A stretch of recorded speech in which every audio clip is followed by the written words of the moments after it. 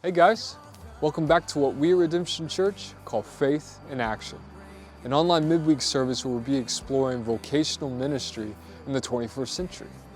Whether it be pastoralhood, Christian marriage coach, worship leader, maybe even a theology professor. We want to look into the roles they play in the kingdom of God and see what it entails in this modern church we find ourselves in. Well, come on with me. I'm Isaac Jeter, your host, and we're going to have not just one brand new guest for this episode, but two brand new guests. We have our beloved friend, Pastor Rusty Griffith with the Family Church in Gainesville, Florida, and we have our other beloved friend, Pastor Rusty with New Walk Church in Zephyr Hills, Florida. They're going to be discussing youth pastoralhood in the 21st century. Man, it's going to be so cool. Please join us for these next few weeks, this brand new episode, and learn how to put your faith in action. Hey everyone, welcome back to what we at Redemption Church call Faith in Action, an online series where we explore vocational ministry in the 21st century, trying to equip those who feel the call of God to serve. Well, today we're with our brand new guest, Pastor Rusty Griffith. Appreciate you for being here. Appreciate it, man. Yep, he's here with New Walk Church in Zephyr Hills, Florida, and we're continuing in our series on youth pastoralhood in the modern era. We just did an amazing series with Pastor Rusty Griffith with the Family Church in Gainesville, where he explored the challenges, but also the heights and the intimacy of the local church. And now we're in a much bigger setting here at New Walk that serves a large area, whether Wesley Chapel, Dade City, Zephyr Hills, Plant City, all these kind of places. And it's not that one is better than the other, but it is, it requires much more of you, doesn't it? Yeah, definitely at times. There's I think it's just different. So I always say that a smaller church or a bigger church, regardless of which, one's not right and one's not wrong. They're just very different. So it's very different. Skill set's very different. Time consumption, just very different. The way you spend all your investment is just different. And so regardless of whether we reach 12 counties or one, I think it's just a little different from a lot of the two different dynamics.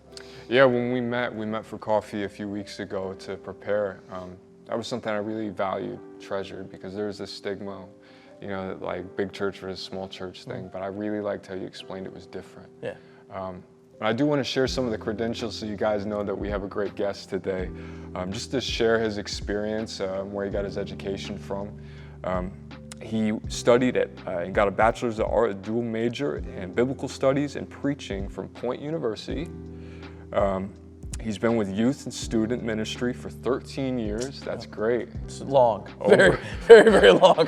Man, you don't got a lot of gray hair, man. Yeah, no, I'm surprised, but you're doing great. Yeah. But 13 years, that's over a decade.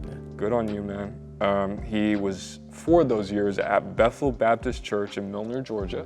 Yeah, much smaller church, about 60 total people at the church. Started when I took the job, it was part-time. I think I was making like $100 a month. That was what it was, more volunteer than anything. But we only had one student, and so God was faithful. And over those 4 years, we got to watch 23 students come that were saved and baptized at that local church. So really amazing thing that God did there, but a much smaller setting, but very enjoyable. Like I said, just different. Yeah.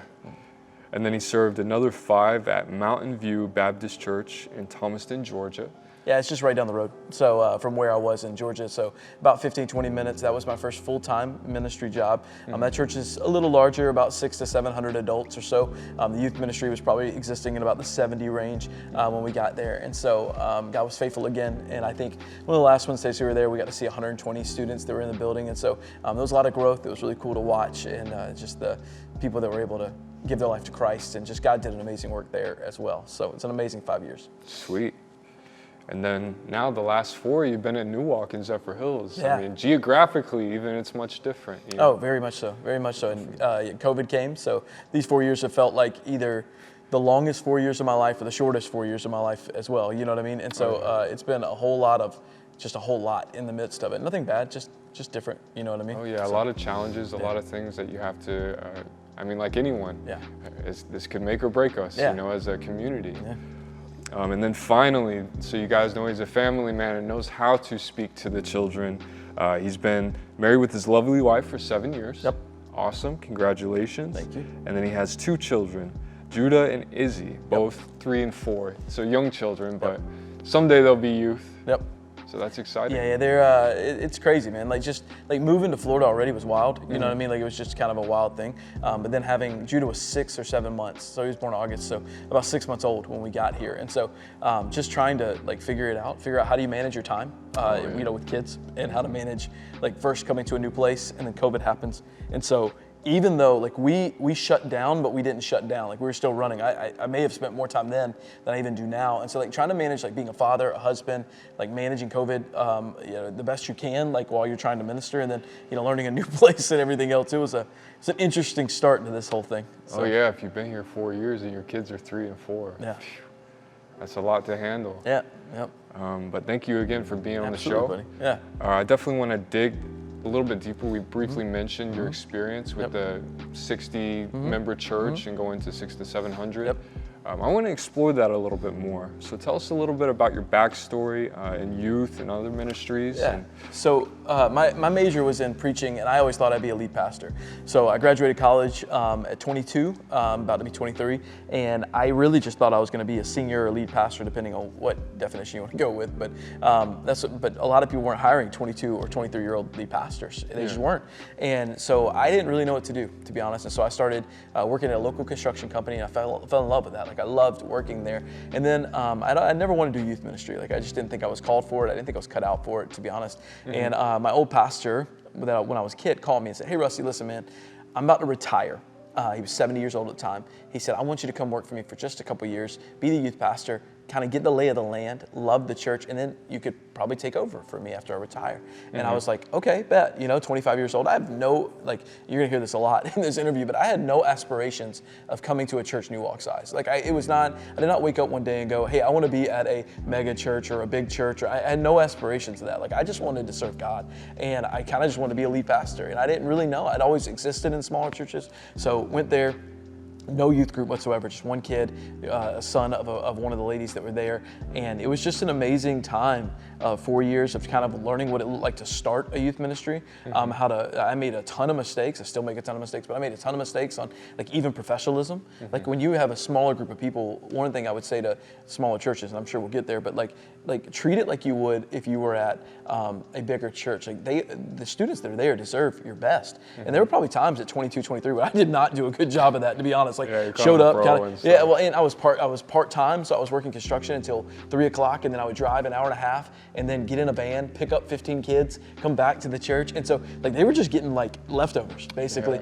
And that's fine if you're eating leftovers second, third day. It's not fine to feed guests. It's not fine to feed the sheep. It's not fine to feed people. And I think there was a level where I wasn't giving my best all the time. And God still worked in the midst of that. Praise God. He is, it's the foolishness of preaching that ultimately we find Christ, Scripture says. And there's a level of that where it happened over and over and over again that we got to watch God do amazing things. But it was not because of my qualifications. It wasn't because of my competency. It may have been because I was available, but at the end of the day, it was all God doing what God could do. And so it was incredible. It was a lot of things. I could spend hours talking about just those 4 years because they're transformative. Like just to learn what it looked like to fall in love with ministry, and not the limelight, but ministry. You know what I mean? And like fall in love with being a pastor to kids who had never experienced that. That we were reaching a lot of kids that had never been in church, and so like they didn't know the things that you're supposed to know, and whatever that means. And so it was, I think that's where it started kind of transforming. But I didn't know, and so I said yes, and God kind of moved from there, and then to the next church is Mountain View, and I really felt like God was leading me to a full-time job. Kind of a strange coincidence that I don't have time to get into, but a friend of my wife, my future wife, my girlfriend at the time, heard about this job opening, and I was like, man, I don't know, like, and I had some roots with it, and so I was like, man, that's kind of cool. Like I know this church, but it was big. It's really big. And again, I had no desire to ever go to a big church. I just didn't. And so like you got to think 600 to 800 adults on the weekend for the most part, 60 students. And that's significantly larger than 60 to 60. Like the youth group is bigger than than like the youth group at the new church is bigger than my church. And I was like, man, I don't know, man. Like, and leaving's hard for me because I love students. I don't ever want to leave. I don't look for stepping stones. Like everywhere I go, I want to retire. Like it's just who I am. And so go there. And they were experiencing kind of a really rough split at the time. The youth pastor and the associate pastor decided to leave and plant a church 5 minutes down the road. And it was really hard. Like it was really, really, really hard. And so it was a hard situation. And it was a hard level of ministry to come in and just be a part of that kind of brokenness off the rip. But it taught me a lot about existing in that and loving in that. And being able to repair as opposed to destroy. And so very, very grateful for those seasons as well. I was there for 5 years and loved every second of it. Like, man, it was incredible. And God did some amazing things, and I got to learn a lot about professionalism, about what it looked like to make schedules, to raise up volunteers, to lead leaders, to organize and to do things like that. And you get to preach as opposed to necessarily teaching, you're preaching. And so it's a different level. And so those are those two. And then New Walk, came here. Kind of felt God shifting our hearts a little bit, that we knew it was time to move on.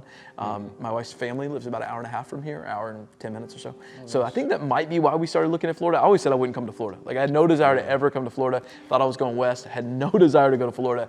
And so when this job popped open, we were like, man, I don't know. Like, I don't know. And we visited one Saturday. Judah, my son, was 3 months old. And we got in the car, we just wanted to visit. And Saturday service, there's a thing here. So we drove the 6 hours here. We left at like noon, got here at whatever time for the 5:30 or the 5 or the 6:30 or whatever. Watched service, got up, went home, was at my church the next day. And but when we got here, we just felt like it was home. And we just felt like God was saying, this is it. And so from that point on, we kind of knew that's where God had set us. So, and we kind of just decided we were moving. And so we moved here, and we've been here for, like I said, 4-ish years now. And so God's done some amazing things here as well. That's really cool. Yeah. You were telling us about how you got your degree in pastoralship and stuff like that. I was just interested in calling. Did you ever feel called to youth ministry? You're talking about being a youth lead pastor. Yeah, no, I did not originally. I felt it the moment that I took the first step. No, not originally. I had zero desire or zero want to be a youth pastor. Honestly, I just didn't think I was qualified for it. It wasn't even that it was beneath me. I just didn't think that it was what fit me. You know what I mean? And so, no, not at all. But God has a funny way of making things happen. Of course, yeah. I mean, like when you submit to Him, I mean, all kinds of stuff could happen. So it's really cool how you ended up here at New Walk. Yes, sir. To continue on a little bit more, so coming fresh out of a university level or college or whatever it may be, you're 22, 23. Where you are now today, I know a lot of people just want to jump straight to a big church like this. What are the things that you learned at the smaller level that inform how you pastor today, and are 22, 23-year-olds prepared for what you do now? So I think a lot of it depends on your gifting, your calling, your skill set. So I don't want to ever disqualify someone if they're maybe what God has for them. So I don't want to say, no, 22-year-old, you're not meant for this. What I would say is that I wasn't ready for this at 22. And maybe everyone else is more mature than I am. I'm willing to admit that, but I was not ready for it. I needed to learn how to be a pastor first. Because when you come to a church of this size, and especially a church of this, like, I mean in this the best way possible, but like when you have a large group of students, there's going to be a level of chaos that comes with it. And if you're a youth pastor, you understand that. If you're a youth pastor of 5, there's a level of chaos. Yeah. But when you get to a level of, whether it be 100, not that the levels, when we say levels, sometimes that means like you're taking steps up. That's not the case. I don't mean that somehow more students equals better. That's not true. God says be faithful and to be a good steward of what you have. And so I don't think that just because our youth group may be significantly larger than other youth groups, it doesn't make me a better youth pastor or a better youth minister or anything else of the sort. It just means it's what I've been called to shepherd or to steward at the time. But I needed to learn how to love students. I needed to learn how to love leaders, how to understand systems and organization.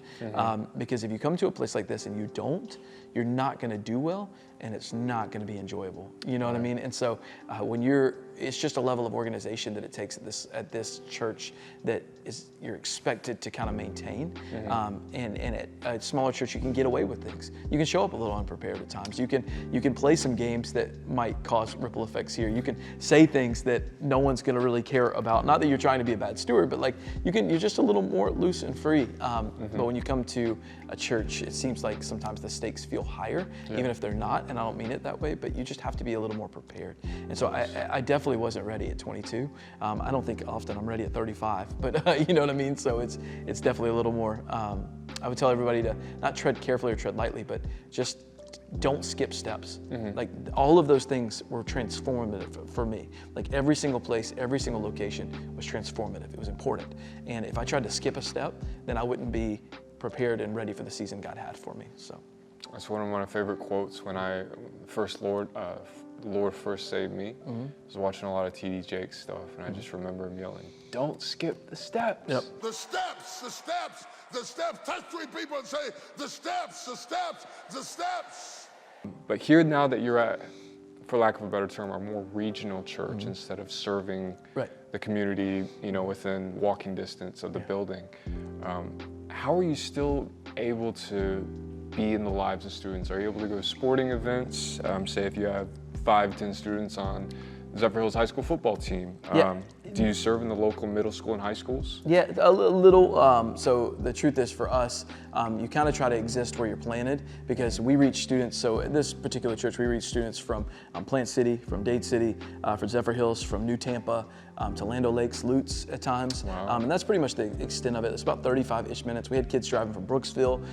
And so occasionally, like we've got some Brandon folks that drive. We have a leader from Brandon that comes every week and brings her kids. And so like we reach about an hour radius within, we try to stick within 30 minutes, but there's times where we reach an hour. Well, within those demographics, you understand there's, maybe 100 schools. There's no possible way I can be involved in every life. And there's no way I can be involved in every school. So we kind of try to exist in where we're planted. So our address is in Zephyr Hills. So we try our very best to support Zephyr Hills High School. It doesn't mean that we don't support Wesley Chapel or anywhere else, but that's our goal. It's like we're gonna impact that one. And so I go to a lot of football games there, but the reality is that when I'm at a church of this size, my main job is to lead leaders who lead students. And if you're a youth pastor, that can be really difficult, because my first calling was like to love students and like to pastor students, and I still have to do that.